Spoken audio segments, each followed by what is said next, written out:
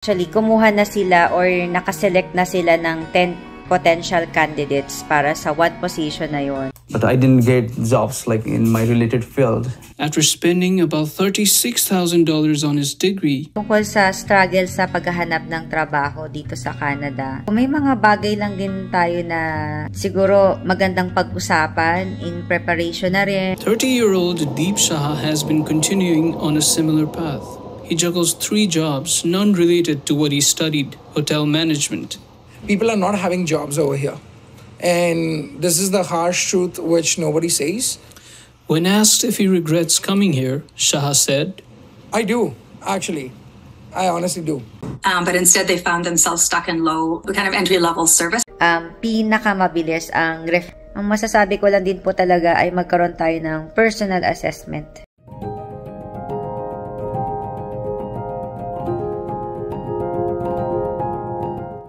But I didn't get jobs like in my related field.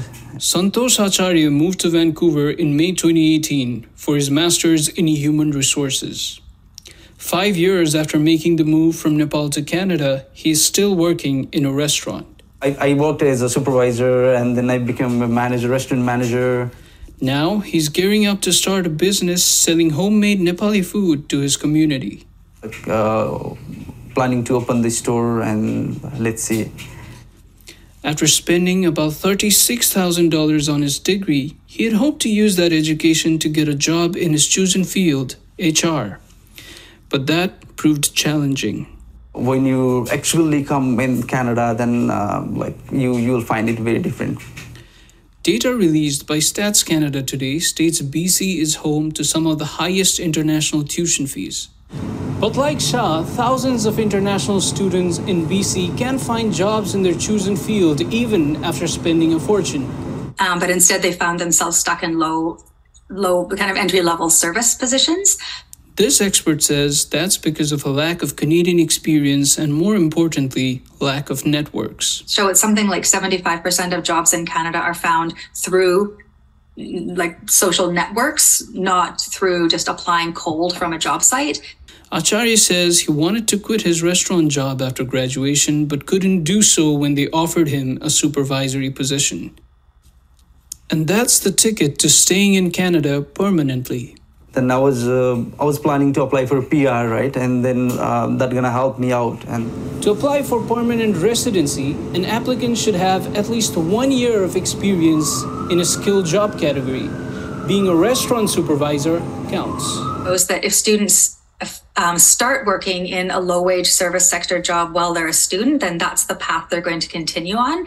30-year-old Deep Shah has been continuing on a similar path.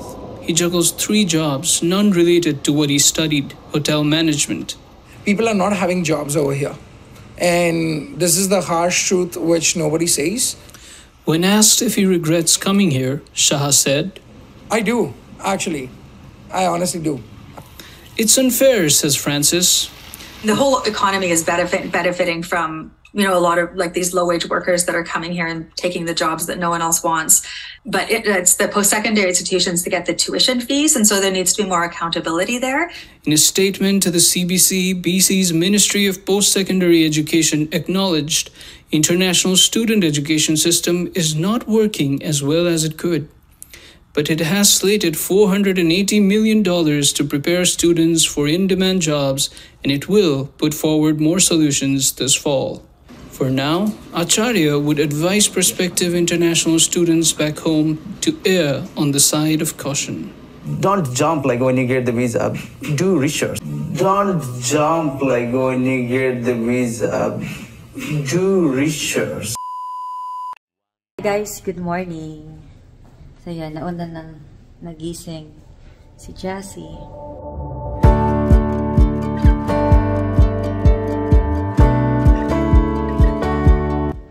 Yan. Today ay Wednesday po at medyo mainit na dito. Yan. Maganda-ganda na yung paligid, buhay na yung mga damo.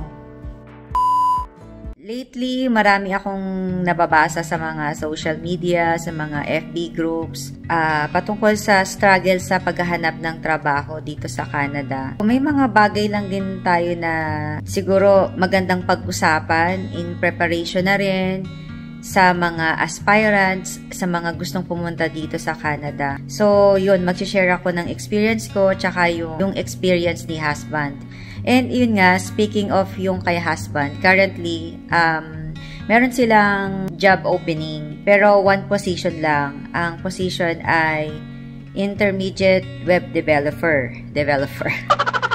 Intermediate web developer. Ayun, kasama din po si husband sa mga magi-interview. So, ng mga nakarang araw nga, may mga nakaset siyang meeting sa interview. May mga nakaset na interview para sa mga aspirants dun sa position na yon. And surprisingly, na-surprise din ako. Last year kasi, ang mga nag-a-apply lang daw, ranging from 40 to 50 applicants in one job. Pero ngayon, nagulat siya na ang nag-apply sa isang position na opening sa kanila, 250 applicants. So, by the way guys, sa mga bagong viewers ng aming channel, kung ngayon nyo lang po kami na-encounter, kami po ay nakapunta dito sa Canada through student pathway. Nag-aral si husband ng 1-year program and pinalad po na makapasok agad sa IT industry. So, yun po yung line of work niya. May nagtanong nga din po sa isang video namin kung ano daw yung work namin. So, ayun po. Siya po ay senior software developer and ako naman po ay walang trabaho. Ako naman po, sa bahay lang ako kasi yun, may mga dependent kids po kami. Mas okay para sa amin na magstay na lang ako sa bahay since, yun nga, may mga dependent kids po kami. Meron akong magto 2 years old pa lang na pinaka-young namin. And ayun, mahirap din kasi mag-daycare sila, tapos 4 sila, napakagastos. Kaya, mas okay din talaga na sa aming decision na mag-stay at home na lang ako, stay at home mom. So, yun po yung aming background. So, ayun guys, yun, going back na sila or nakaselect na sila ng 10 potential candidates para sa one position na yun. So, ongoing yung kanilang pag-i-interview. Tapos, sabi niya, pagbobotohan nila kung sino yung fit for the position. May isa nga siyang na-interview doon, Spanish na lahi. Remarkable lang kasi itong interview niya sa tao na yon. Kasi nga, 7 months na siya. September 2023 pa siya naghahanap ng, nag-a-apply ng trabaho. And actually, hindi naman siya zero experience. Pero ayun nga, sa IT industry, meron talagang competition. Marami din kasing ibang lahi na nandito sa ganitong industry. Doon pa lang sa company ni husband, iba-iba talaga ng lahi. Meron siyang isang kasamang Pinoy before, pero ayun, nawala na siya. So, ayun, si husband lang yung nag-iisang Pinoy sa company nila. Sa akin naman, yung experience ko, diba marami kasing ways para makapag-apply tayo ng work. So, pwedeng through online, magpapasa ka ng resume, yung the usual thing, or yung mag-walk-in ka, and isa din yung connection or yung network. Sa akin, alam niyo kung ano yung naging effective way para makuha ko yung first job ko dito sa Canada nung dumating kami, year 2022. Actually, na-try ko na yung dalawang way. Yung magpasa online, nagpasa ako through Indeed. Yun, ginawa ko yun. Tsaka, yung sa networking, nag-member din ako ng mga Filipino groups na community sa city ng Calgary. And then, nagtanong din ako doon ng mga job opening. And may mga nare-refer naman sila. To make the story short, nakuha ko yung work through the referral of our friend na nandito na sa Canada. Ni-refer ako, tapos sinet na nila kagad yung interview. Isang question lang yung tinanong niya na, can you tell me about yourself?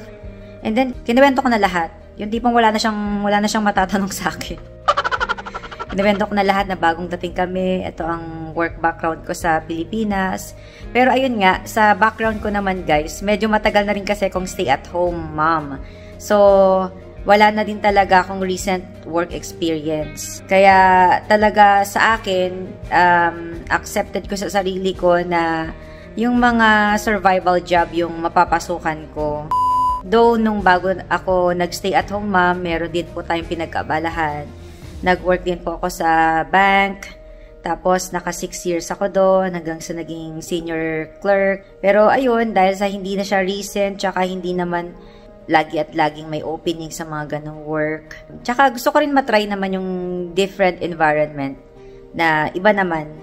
So, excited din ako na applyan talaga yung work ko kasi yun din, meron ding direct interaction sa mga Canadians kasi gusto ko rin talagang makilala yung culture nila. So ayun, isang question lang yung tinanong nga ng Hungarian na employer, na boss, supervisor. Tapos ayun, sa bandang huli, tinanong na niya sa akin yung ultimate question na, would you like to join our team? So yun, okay na syempre. So yun yung background ko nung kauna-unahan na nakakuha ko ng work. So may quarantine pa kasi nung dumating kami, 2 weeks na nag-quarantine. Tapos nag-a-apply na rin ako noon sa hotel pa lang. Nagpapasa na ako ng mga application through online sa Indeed. And ganoon din sa mga community groups. May mga naging interview din through phone. Pero ayun, mas naging mabilis yung proseso dun sa kaibigan namin. Nung malapit na kaming lumaya sa quarantine noon, ayun, pumunta na kami sa interview ko noon, buong pamilya kami. Kasi yun, hindi pa din ako marunong mag-commute noon. Tsaka yun, sama-sama na lang muna kami. Total, mabilis lang din naman yung interview. Tsaka para makita din nila yung magiging workplace if ever noon. Para sa akin talaga, pinakamabilis ang referral. Pero depende pa rin sa nature ng trabaho, I could say. And ako din, nakapag-refer din ako ng bagong dating sa workplace ko noon. So, ganun lang din, pay it forward. Kaya, masasabi ko din talaga, effective way din ang referral sa mga bagong dating. And actually, meron akong nagawang video at nag-share yung mga current international student dito sa Canada, sa iba't ibang mga city dito, sharing their own experience naman ngayong taong 2023 and 2024 sa kanilang job hunting. Sa walk-in is kung nandyan yung manager, papasa mo agad diretso sa manager, makita ka agad ng manager, malaking bagay yun sa kanila. Mahirap maghanap ng trabaho na base sa anong gusto mo. I would say mahirap siya if mapili ka or hindi ka willing to sacrifice or hindi ka willing na lunukin yung pride mo for the meantime. After 2 weeks na dumating kami dito sa Perth, nagkaroon kami ng blessing trabaho kaagad. And gusto ko lang ding idagdag before tayo magtapos, hindi naman lahat talaga nag-start to zero dito, back to zero. Kasi yun yung madalas na sinasabi. Depende talaga sa profile mo, depende sa nature ng trabaho. So yun, may mga trabaho kasi din dito na kinakailangan ng Canadian working experience. So ayun, may mga ganun talaga na kinakailangan sa ibang industry. Since nag-handle din po tayo ng group, yun, meron po tayong group sa Facebook. And marami na din ako na-encounter na mga different stories. Pero na-observe ko lang guys marami na rin po ako na-encounter na mga tao na directly nakapag-apply sa trabaho na iniwan nila. San mang sila galing, kung abroad man or Pilipinas. Meron din na nakapenetrate po sa industry nila pagdating dito. So may mga ganong scenario din talaga. Kaya hindi naman literal, hindi naman talaga lahat na back to zero. Kasi para din sa akin, mas malaki yung chances pagka meron ka na din talagang sufficient number of working years. Ayun, nako-consider din po yun ng mga ibang employers. Example ko na lang din po sa aming experience kay husband. Part-timer pa lang din po siya noon, pero nakapenetrate kaagad siya sa same position na iniwan niya sa Pilipinas. And talagang biyaya lang din po talaga ng Diyos at nakakuha siya ng work na team lead kaagad. So, ganun din po kasi yung position niya bago kami mag-Canada. May mga ganun po na scenario dito. Kaya sa mga nasa abroad, nasa Singapore, Dubai, or ibang bansa, kung may mga remarkable working experience po kayo, malaki po yung chance na maiko-consider din yan dito sa Canada at may chance na may possibility na makakuha kayo ng trabaho sa same industry or kung papalarin din talaga same position. But of course, just to set our expectation, just a caution lang na pwedeng maging ganon. Pero may possibility din na, ayun, pwede tayong mahirapang maghanap ng trabaho. Pwede rin na matagalan. Depende talaga sa magiging senaryo. Pero, ang masasabi ko lang din talaga, pagka pupunta po dito sa Canada, there's no promises. Walang promise na pagdating, makakakuha ka ng same line of work mo, yung makakabalik ka kagad sa routine mo. Wala pong talagang pwede tayong maging kasiguraduhan na ganon. So, just a caution lang and to set our expectations para hindi masakit. Just to set our expectations na, ayun, may possibility na ganon yung maging scenario. Good fighting chance na kung meron tayong baon-baon na mga work experience. Ang pagpunta po dito sa Canada, kailangan mag-research. Hindi natin mabibase ang decision natin sa ibang tao, sa nangyari sa sitwasyon ng ibang tao, sa sitwasyon namin, sa ibang sitwasyon ng mga ibang vloggers or kahit sino man. Talagang magkakaroon tayo ng personal assessment sa ating work background and talagang tatanggapin natin sa sarili natin na everything will be a gamble. Susugal tayo. Wala pong kasiguraduhan. Kahit kami rin po, nung pumunta kami dito, talagang sugal.